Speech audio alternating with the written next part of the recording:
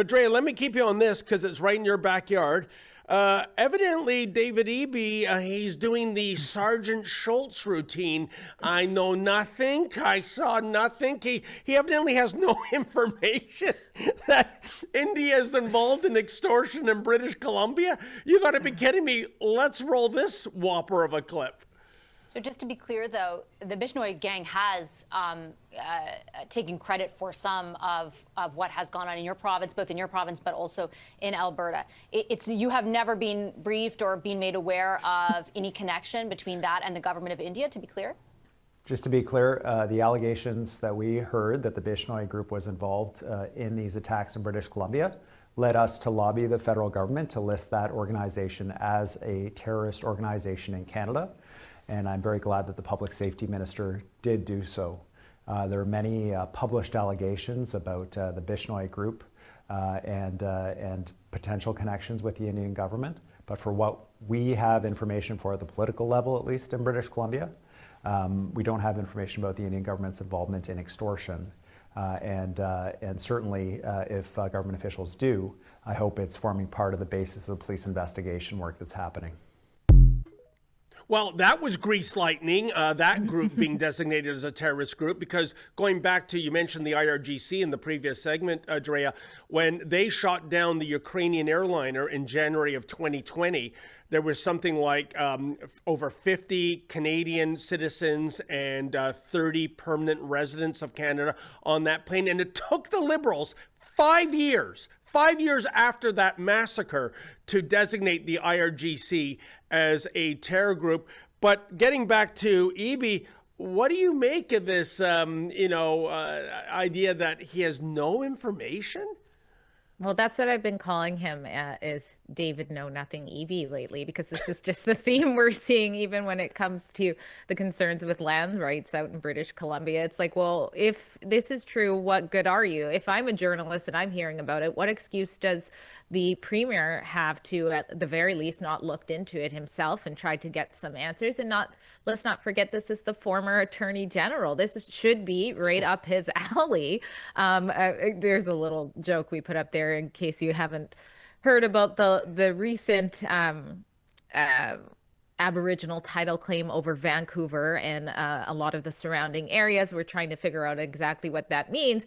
But Premier David Eby he claimed he knew nothing about that, yet he sat front row at the signing ceremony for that agreement. So this is just who we have. Premier David Eby is just pleading the fifth on everything that matters right now, it would seem. Unbelievable. Daniel, if I was the journalist in that interview, and whether it's about the terrorist group, whether it's about the native land claims, what have you, and Eby says, I don't know, I have no information, my follow-up question would be, why are you Premier? Yeah, that's a good question. Listen, I think the answer to this is he was just lying before, and so was the Liberal government about the whole India thing. The Indian government hard-up signature saga was purely to cover up for the Chinese foreign interference scandal. And then Trudeau and Jagmeet Singh went along with that. And I think what we're seeing here is there's been a shift in the Liberal Party, and this is the Carney thing, and he was just in India, let's not forget, and got some deals done. And remember, India was very, very mad at us because they maintained that they did not kill Hardip Singh Nijjar, but also Hardip Singh Nijjar was a terrorist, which had been extradited. And then it got into this whole extradition crisis. So if you talk to the Indians, again, Lawrence Bishnoi is in jail in India. And many of the leaders of the Lawrence Bishnoi gang are active in Canada. And they have active extradition requests on them from the Indian government. Okay? So we accuse the Indian government of running an extortion scan through the criminals. They're asking us to export back to their country so they could put them in jail because they classify them as criminals. And I've been to India. I've talked to the Indian government officials on this, Punjabi officials. They're quite open. Like, you have a Punjabi crime problem. You're importing criminals and the worst people from Punjab.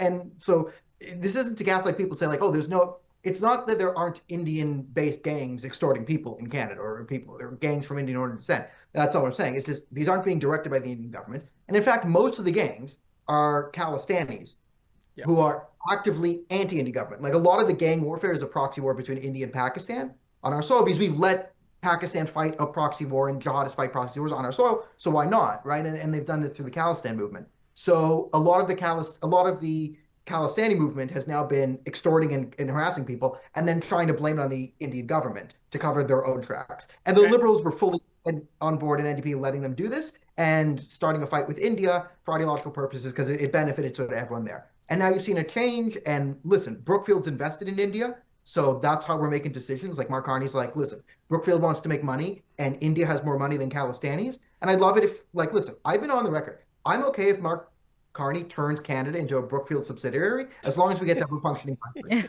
I think we already might be. And you know, Daniel, to your point about the Khalistanis, my Indian sources tell me, and I believe them, that the Khalistani movement is more of a thing in the UK, the US, and Canada than it is in India. I've heard that too. It's dead. It's completely dead. I've been to Punjab. It's completely dead there. It's being propped up in the Anglosphere, and it's involved in narco-terrorism. Like a lot of the truckers you find who get caught. They just had 4 truckers all around 20. Like these are. And it's particularly through one community. It's a certain set of most Sikhs are not Khalistan, the vast majority, and the one sect, which would be Jat Punjabi Sikhs, even they are not full-on Khalistanis. In fact, the Sikh woman who was just murdered by Khalistani terrorists was a Jat Sikh Punjabi who was criticizing the Khalistanis. Yes. This is a very unpopular movement among the Sikh and Indo-Canadian community, but a very, very powerful movement in Canadian politics. They learned how to game the political system. They learned how to infiltrate at the primary level. They're very good at dumping money and bussing people in to do the primaries. Dre, you're familiar with this. I mean, this was the BC is the hub of this, and even the Conservative Party of BC, right? They just, this is, they call up Khalistanis. Here's 300 random Indian temporary worker students coming voting, yes, this for whatever policy will come in, out. And these people are essentially laundering what is essentially narco-terror money. Canada is a very easy country to launder money into. And our biggest national security threat and personal threat, in my opinion, is the fact that these criminal organizations found that a great way to launder money is through politics. Because you get a receipt on political donations. Yep. So you can, if you have enough crazy, you divide that political money, you flood into the political party, and it's a great investment. Because if you're dumping money into the major political parties, what's the political will to stop the Khalistan movement? Or you can go to a British Columbia casino, Andrea, as you know, with a hockey bag full of $100 bills and launder it that way.